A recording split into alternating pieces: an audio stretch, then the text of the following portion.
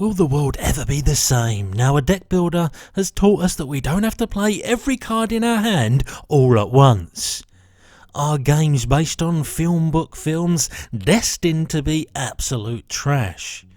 I'm your host Benji, and this is Dune Imperium in 5 minutes or less.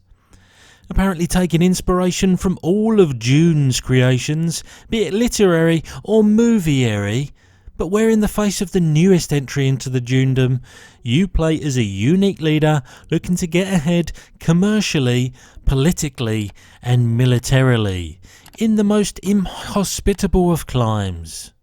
The game boasts two main mechanics, the first being worker placement, and most available choices are of the resource giving kind, but also broken up into sections that each have different themes, be it increasing your standing with one of the four political powers to gain associated rewards, furthering your economy on the planet's surface, or improving your engine with the great houses of the Imperium. Similarly in your face is the deck building with a twist. You still draw, upgrade, discard and draw the way you always have, but this time you'll likely only be using part of your hand to help you place workers. And then in the second half of the turn, you'll slap the rest of your hand down on the table to obtain differing reveal benefits and display your military strength. And this is how each round ends. Once everyone has placed workers and revealed, there's a conflict, with open information prizes up for grabs, with the winner having the highest strength in cards revealed and troops they were able to place in the combat zone during the worker placement phase. It's then a round and repeat game until one ends with at least one player having reached 10 points. So why might you like it? Well, at this point in time we have learnt that deck building and worker placement can be good friends, and DI is an example of that in a cardboard box. The placement requirements on cards in your hand allow for you to be a jack of all trades, or start favouring one of the sections on the board, and every decision you make feels thought-provoking and impactful. But what makes this a three-way mechanical marvel is the reveal phase, which elevates that strategy even further.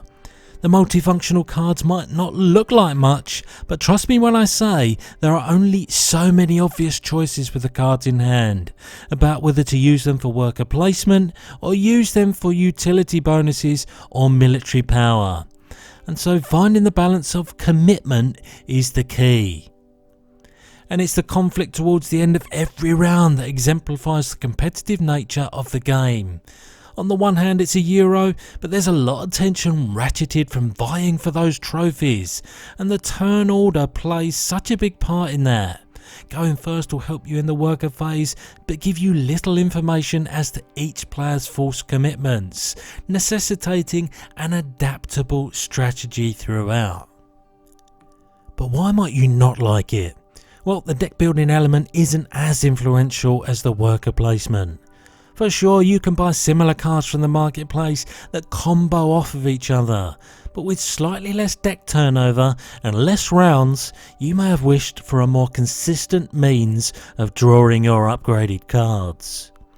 And if you thought that means swingy turns based on luck, then the same story can be said for those intrigue cards you can draw, which can be highly volatile in their potency. To be fair though, neither of these observations stop a better player from winning the game most of the time, but it's certainly worth being aware of the potential impact of avoidable luck on the game state. When all said and done though, this is a well polished and strategical treat of an IP based game, one that's sure to feel that little bit different in tone each time you play. My name has been Benji, and this video has now ended. If I was to have one quibble, it's how as Drax the Destroyer snuck into the game and nobody noticed.